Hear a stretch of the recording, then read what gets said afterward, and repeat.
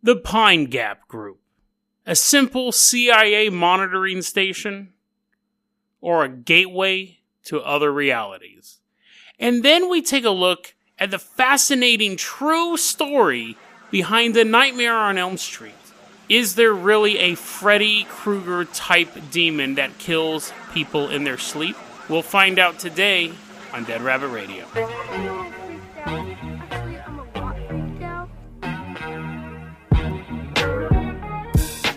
Hey everyone, welcome back to another episode of Dead Rabbit Radio. I'm your host, Jason Carpenter. I'm having a great day. I hope you guys are having a great day too. I'm so sweaty. We've reached... Guys, it has almost been a year. This podcast has almost been on for an entire year. We started in June. I think it was June 14th, June 15th. Almost a full year of Dead Rabbit Radio. So I'm super stoked about that. Like, I think in the back of my head, I always thought, I'm going to do... I think in the early ones, I'm going to do 100 episodes and we'll go from there. Almost a year, guys. Thank you so much for being part of this journey, too. Thank you. You guys are really the driver of this journey. Speaking of which, I want to start highlighting some more fan art. Today we have something kind of interesting. It'll be in the show notes if you want to click on it. I'm just going to have a gallery on there. And then on YouTube, you'll see it up here. Merrick, via Facebook, went to... I did a story a while back about the Finn McCool, the Giants, who were basically like rolling around in the dirt. They weren't doing that. They were Giants who were fighting, and then one decided to become a baby and all that stuff.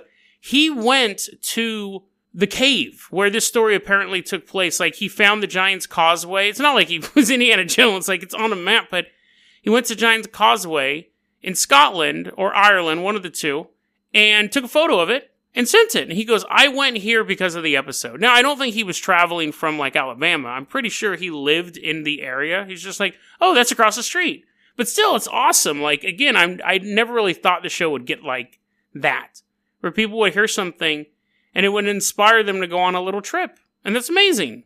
So thank you, Merrick. Thanks for that great photo. And we just have a ton of fan art we're going to be showing in the coming days and weeks and years as well. But let's go ahead and get started with our first story. Now, our first story is interesting because I actually was joking about it. And I go, who are these guys? What puts them on the same level as a vampire or a werewolf?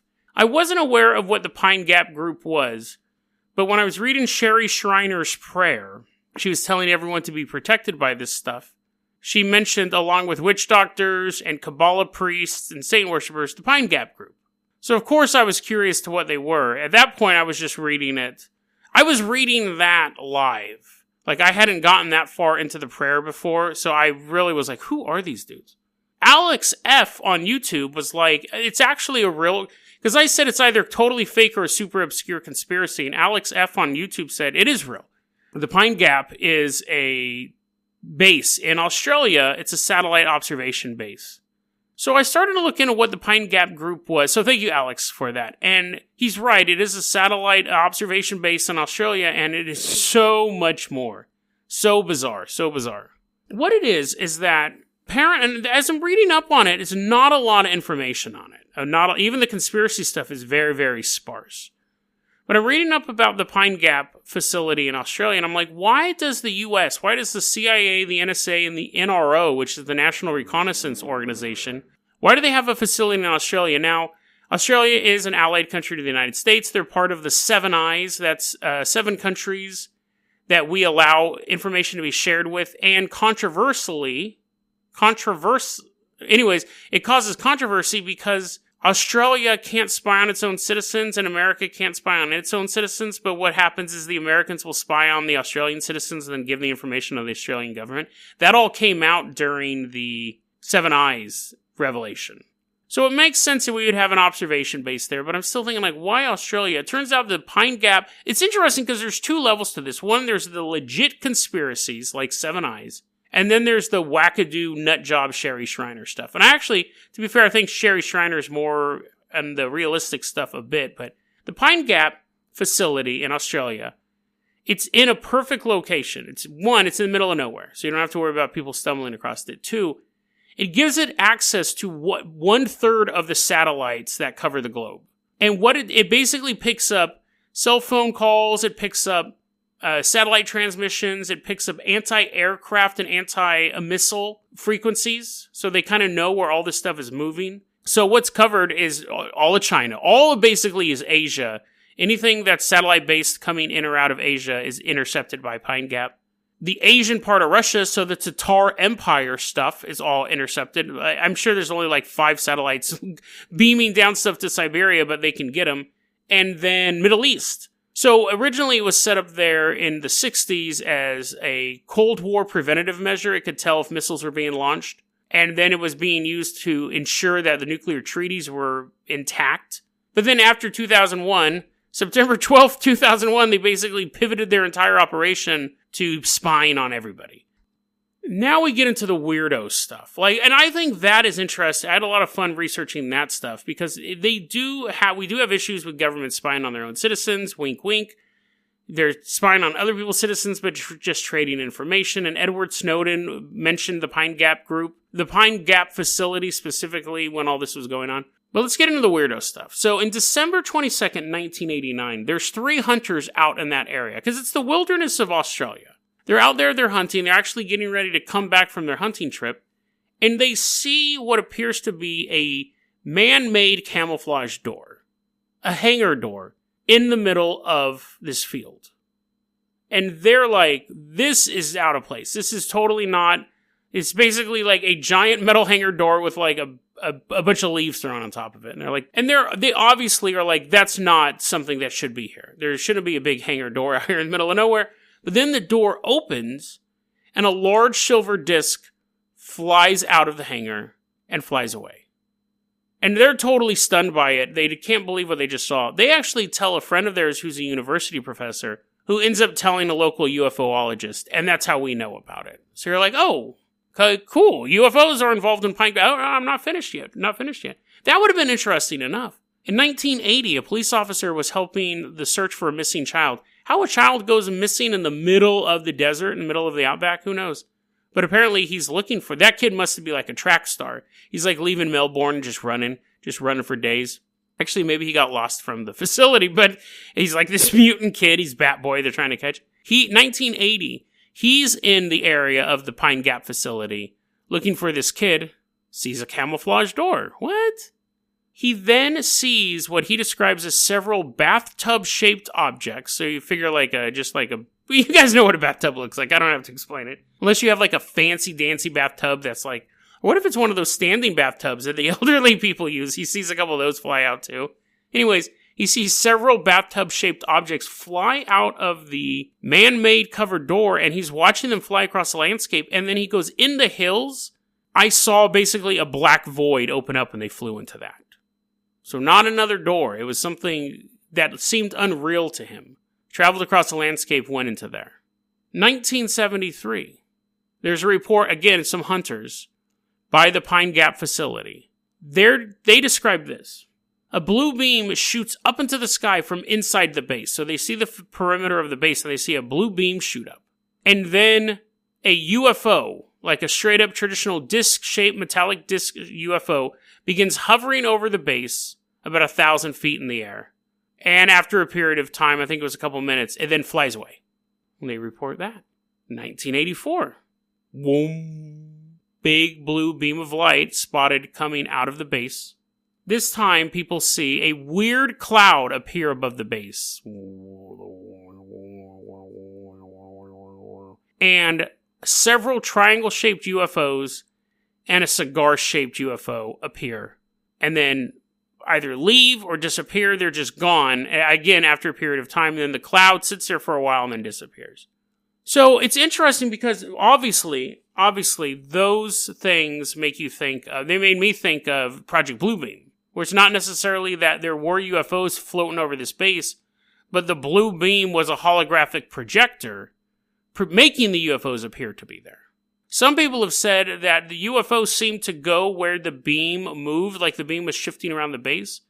So they were saying the beam was controlling the UFO, but again, it could have been that the blue beam was actually the holographic projector putting this up in the sky. Now, I poo-pooed all over Project Bluebeam in the episode that I covered that. And these stories of the blue beam and the UFO are all around the same time that the Project Bluebeam theory was getting started. But again, Project Bluebeam was fairly obscure back then. Like, back then, a lot of you guys, a lot of you younger kids have to realize that back then, to be involved in conspiracy theories, you had to track down books and magazines. And you're like, yeah, of course, Jason, but it was different.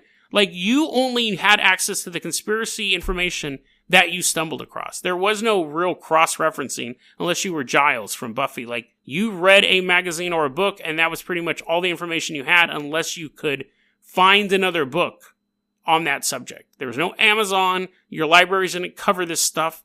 So the fact that these people are telling stories about these blue beams and these UFOs appearing, it's possible that this was where the guy who created Blue Beam came up with his idea. It's possible that Blue Beam has an element of truth in it. The weird cloud would be what you would project the image on. But I mean, again, that's so funny because that episode I completely dismissed Project Blue Beam as the rantings of a lunatic. And then I find this stuff. And what I always find interesting is that when I'm reading about this stuff, they never once reference Project Blue Beam. And when I was researching Project Blue Beam, they never once referenced the Pine Gap group. Which makes me think that one or both are true. If these guys, if on these sites they're like... Because, again, conspiracy theorists were working in the dark back then. So nowadays it's easy to go, oh, did you know Miley Cyrus is an Illuminati agent? Look at all these websites that agree with me. Look at all this stuff that agrees with me. As opposed to, I have this theory that I'm going to come up with in Australia of these events these people saw. And then in Canada, you have someone else come up with the theory around the same time, and they're both parallel to each other, and they never reference each other. It lends a little more credibility to it. But then we get to Richard Saunders. Richard Saunders and a couple other researchers have really tried digging into the Pine Gap group. And then it's almost like disinfo at this point. So you go, UFOs are being seen around this isolated facility. We know the CIA runs it. We know that it's used to spy on people and intercept radio waves and stuff like that. And then someone else shows up and goes, well, actually, you want to know what's really going on at Pine Gap? Apparently, there's a 5.3 mile deep borehole right underneath Pine Gap facility that holds a death ray to shoot aliens. That's a really good way to fight aliens. They're like, oh, you bastards, bring your ships right over Australia and we'll show you. What? Doesn't really make sense if you can't rotate the planet at will. It's not the Death Star. But anyways, there's a death ray down there. It also can shoot up, apparently, this is actually a different conspiracy theory, but the borehole can shoot up VF frequencies all around the planet that actually extend 250 miles outside the atmosphere of the planet. For what reason, they don't really say. They just say it's capable of doing that. Even the people who invented it, they're like, why did we invent this? And they're like, because we can. They're like, it's not doing anything. We don't even know if it works. We just want to do it. Some people believe that in this 5.3 mile hole, which probably doesn't even exist, but there's a lot of conspiracy theories about this. I don't really think it's safe to build a base over a giant gaping hole in your planet. Some people believe in this hole it's where the elites are going to hide out at the end of the world. Some people believe it holds a supercomputer that's so powerful that Bill Clinton once went there. You can tell how old these conspiracy theories are. Bill Clinton once went there, and he can go up to the computer and go, can you tell me about Jason Carpenter? And it's like, Jason Carpenter, podcast host, lives in Hood River, eats coconut oil. You don't want to know what he does 5 times a day? He walks a lot. Like, this computer's so advanced, based on all the spy information and its own advanced AI, it knows everything about everybody. You can ask it, hey, so what does Britney Spears' kisses taste like? And it's like, tastes like vanilla and sapphire. I didn't know sapphire had a taste. Yes, kiss Britney Spears, you'll find out. Beep, bop, boop. But anyways, like, it knows everything about everybody. Apparently, this is a very crowded hole, if you haven't already figured it out.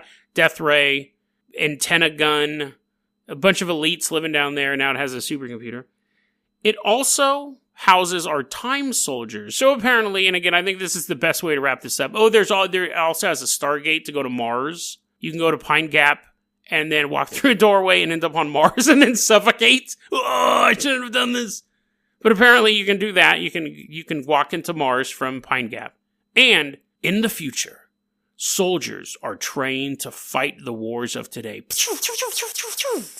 You won't have laser guns in the past. It's the year 2018. It's like, oh yeah.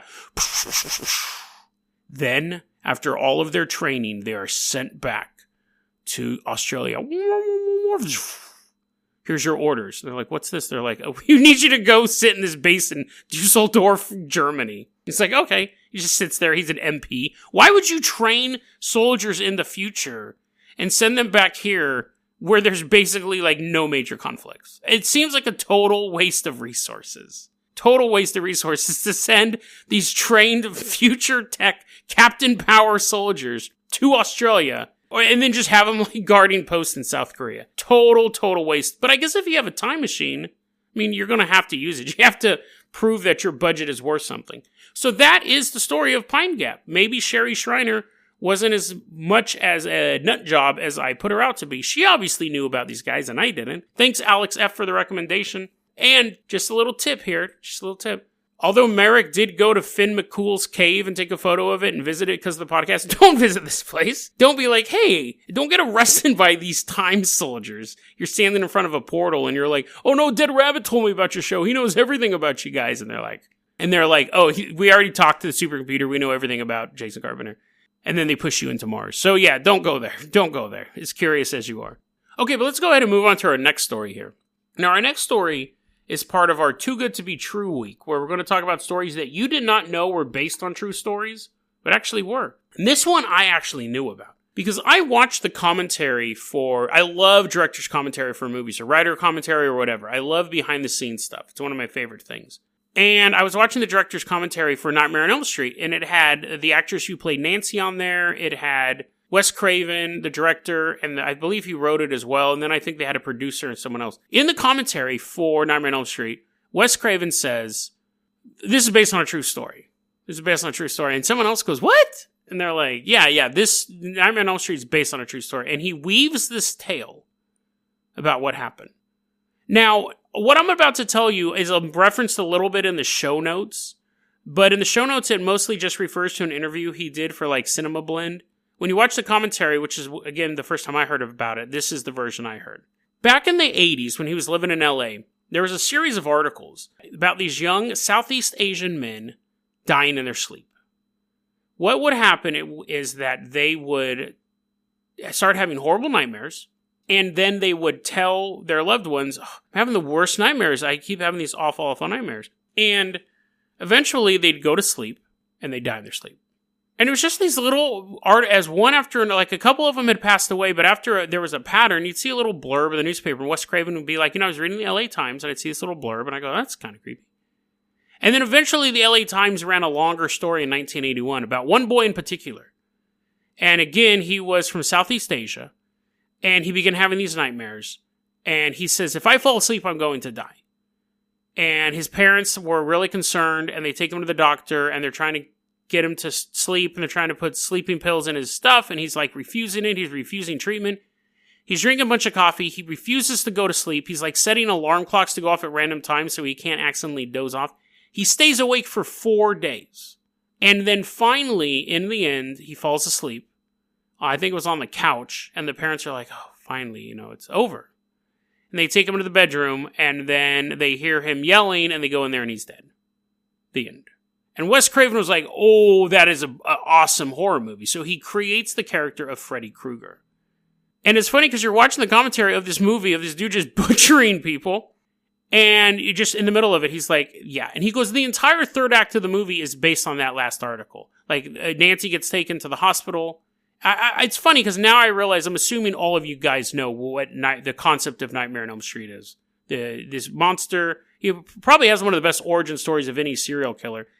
His mom is raped by 100 maniacs in an insane asylum, and this kid is born. And then he gets a job at an elementary school, and he begins molesting and murdering these kids just one after another. He gets arrested for it. He gets off on trial, like on a technicality. He doesn't get convicted. He goes back to his shack that's outside of the school, and then the townspeople get together, form a vigilante mob, and burn him to death.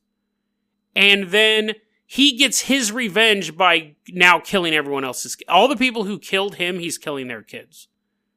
It's basically Clint Eastwood as a bad guy. Like, that's a really great origin story for a villain. I can't really think of another horror movie icon who has such a great origin story. I think it's just really, really well done. It's super creepy. He's basically feels he's been wronged. He's like, no, you should have let me keep. It would be one thing if he was convicted and he wasn't guilty. But no, he's like, oh no, I love murdering kids. Like, I'm totally down with that. In the new remake, they actually explicitly said he was molesting them as well. In the original versions, it was just kind of implied. But yeah, he's basically like, he's not a wrongfully convicted spirit. He's a serial killer who wasn't done killing people, and now he's killing people's kids to get back at him. Very, very interesting origin story for a killer. But that's the concept. Is the story true, though? Wes Craven said he read these news articles. Do the news articles exist? Yes, you can still read them today. You'll see them in the show notes. Articles from 1981, 1988, documenting this stuff in the LA Times. The question is it a real syndrome? Does it really happen? Or are the articles just taking urban legends and crafting them into an article? Not only does it happen, it happens so regularly, it's been named by the medical community. This is absolutely bizarre. Originally, the designation of it was Oriental Nightmare Death Syndrome because it almost exclusively targets Southeast Asian men.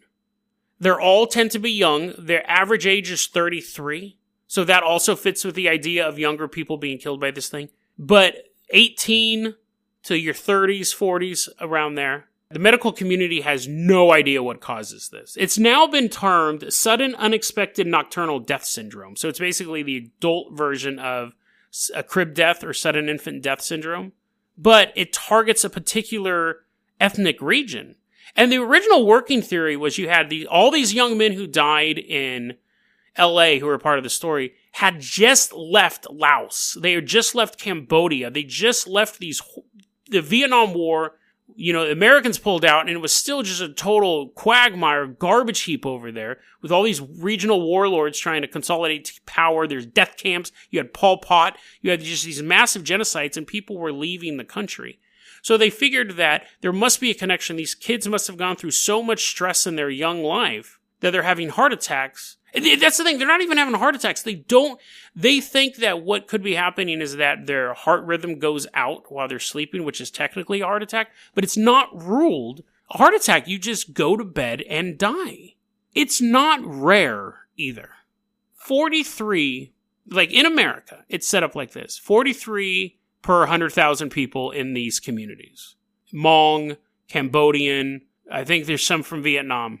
43 out of 100,000 people. I had to do some context for that. I was like, that number, I don't know if that's high or low. That's 4 times the amount of automobile deaths in the United States per 100,000. 6 times the murder rate. And 20 times the amount of people who die of AIDS. 43 per 100,000 is incredibly high. It was like in the top 4 causes of death in these groups is bad.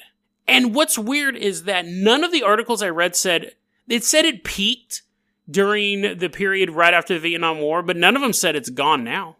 No one's saying that it's gone now. And that's in general for people from Southeast Asia. Among the Hmong population, which we had a big Hmong population in Sacramento, 82 deaths per 100,000 people. And among just the people in Laos in general, 92 per 100,000. So that would be 60 times the rate of people who die of AIDS. It's affecting this community. This medical community doesn't know what's causing this. But the people who are suffering from it know 100% what the problem is. 100%.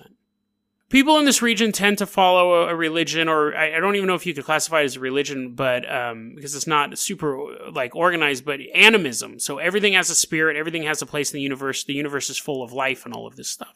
So they use shamans. Instead of ministers preaching to them, they use shamans to help them keep connected to nature, keep one with the universe. That's kind of hard to do when there's massive armies battling in your area and regional warlords and all of this stuff. Now, the Hmong helped the U.S. troops control. They're very, very anti-communist. They're helping U.S. troops move stuff in and out of the area. They were kind of like guerrilla fighters and things like that. So when the United States left the area, they began pulling people out of the country. Saying, get on the helicopter. All that stuff. They were evacuating people. They were moving people out of the country. So you had massive amounts of people from Laos, Cambodia. You had specifically the Hmong people coming over as well. And they didn't fly a helicopter the whole way. But anyways, they come over. But when they get here, instead of, you know how we have Chinatown and you have like Harlem and you have these areas where ethnic groups Little Italy, you have these places where ethnic groups tend to congregate. America was bringing these people from Southeast Asia to America and then just shipping them off to different cities. So they got spread out across 53 different cities. The Hmong language wasn't even written down until like 4 years before they were coming to America. So they knew their culture, but no one else really knew how to deal with them. And then all of a sudden you're just taking 2-3 families, sending them to San Antonio, 2-3 families, sending them to Hood River. You're just moving people around. So they're completely cut off from their community, from anyone else who speaks their language. They started to coalesce in parts of California. I think Fresno has a large population. I know Sacramento does. Minneapolis has a large Hmong population now. But it took a while for them to kind of coalesce. Kind of hard to pick up the phone and call your people if you don't know their phone number. You don't even know what state they're in. This is what the people who are suffering from this believe in. When they're not able to conduct their religious... This is so bizarre. In their beliefs, when they're not able to conduct their religious practices, they are visited by a Dao Cha. Now, a Dao Cha is basically a nightmare. It's a personification of a nightmare. We have the old hag syndrome where it's the sleep paralysis and something sits on your chest. You can't breathe. And it's a scary nightmare. It causes sleep paralysis and things like that, but it doesn't kill you. The Dao Cha, though, will. It takes the form that there's very, very little information on this in English. It's basically a demon that's a jealous woman, and that's all I could find. I tried looking for like more history on this person, super obscure. Da Chow. Some people think that if you dress up, if you're male and what's weird too, is that there's only been one female victim of this sudden unexpected nocturnal death syndrome. Only one female victim recorded. Everyone else has been dudes. The Da Chow is this jealous woman spirit, and some people believe if you dress up like a woman before you go to bed, she won't come after you because she thinks you're a girl. And if you're not practicing your spiritual workings every single day, the Da Chow will notice that and come to punish you. Like, it follows. It'll slowly walk to find you. It can sense that you're not doing what you need to be doing. But you have a bit of time. Because first you'll realize, I'm not really doing what I need to be doing spiritually. I'm not doing my workings. I'm not worshiping the earth and the spirit as I should.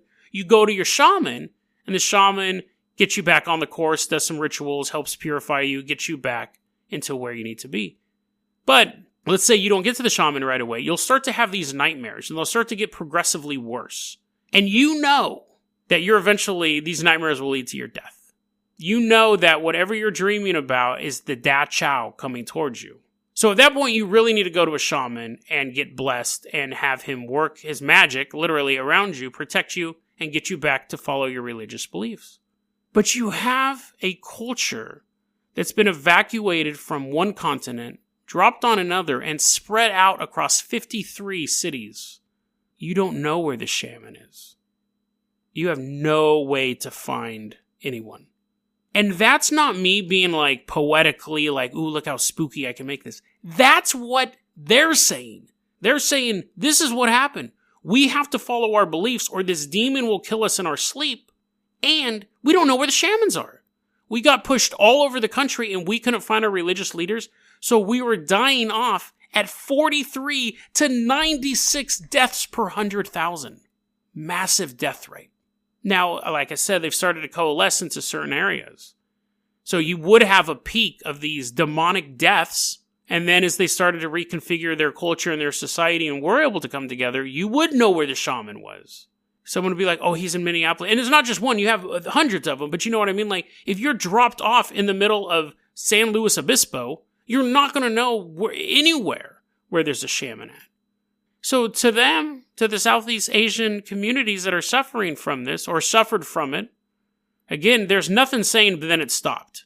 There's no resources saying it only happened right after Vietnam War. They're saying it peaked. There's nothing saying it's over with. They're saying, listen, we know it's not sudden. We know it's coming. It's not unexpected because we're not following our religion. And the medical community goes, well, maybe it's this. Maybe it's this. Maybe it's this. Maybe it's this. And these young men just were dying. Part of me thinks that there has to be a medical reason for this. Some sort of genetic trigger in people from that region of the world. It happens over there as well, but not as high, which could be we don't have the record keeping, we don't have the medical facilities or the will to go over there and study this stuff. Or it could be that over there, they follow the religion a little closer. When they start having those symptoms, those bad dreams, they go, oh, better go pray to a bunch of vines or whatever. But they don't have that opportunity here. We cover a lot of weird beliefs on this show. And the last article I read up about this said it's psychosomatic. It's that people believe in this religion so much that when they start to fall behind in it, they think it can kill them, and it kills them. Case closed. It's all mental. And we cover a lot of weird beliefs. We cover a lot of cryptids. We cover a lot of demons and paranormal stuff. But I think this one rings true, creepily enough. It rings a little true, don't you think? Like, it just seems like everything slots together so well. All the information I've talked about, it's all in the show notes. There's a ton of them. There have been a lot of resources dedicated to finding out what's killing these Southeast Asian men. But when it gets to the demon stuff, the trail just goes cold. We talk about angels and demons. We talk about demonic possession. We had that episode yesterday. We talk about all of this stuff. And people go, oh, that's faith, or, that's real, or, whatever. It's fake, it's a mental illness, all that stuff. But when we have a repetitive, verifiable cause of death, and people going, this is why it's caused. It's because of this paranormal event. At what point does the scientific community just keep shaking its head and going, no, that's impossible? And then again, even if they admitted it was true, what would you do about it? How would society have to restructure itself if they said, yes, if you are a Southeast Asian man and you don't pray to plants, you will be killed by a demon woman? Next up on the news, 49ers had a passing play. I don't know anything about football, but you know what I mean? Like, if that was ever reported as fact, here's the thing. There's more evidence about this than there is evidence for Bigfoot. There's a cause and effect relationship here. There's verifiable, there's just way more stuff to go on with this story. But knowing that Freddy Kruger is actually based on a real event, a real reoccurring event, before you shut your lights off and go to sleep tonight, think about that creepy story you heard as a kid, that scary movie you saw, that urban legend you heard once and just dismissed as terrifying but not true. Think of those before you close your eyes. And then go, I wonder if that one was true too. DeadRabbitRadio@gmail.com is going to be our email address. You can also hit us up at Facebook.com/DeadRabbitRadio. Twitter is @JasonOCarpenter. Dead Rabbit Radio is the daily paranormal, conspiracy, and true crime podcast. You don't have to listen to it every day, but I'm glad you listened to it today. Have a great one, guys.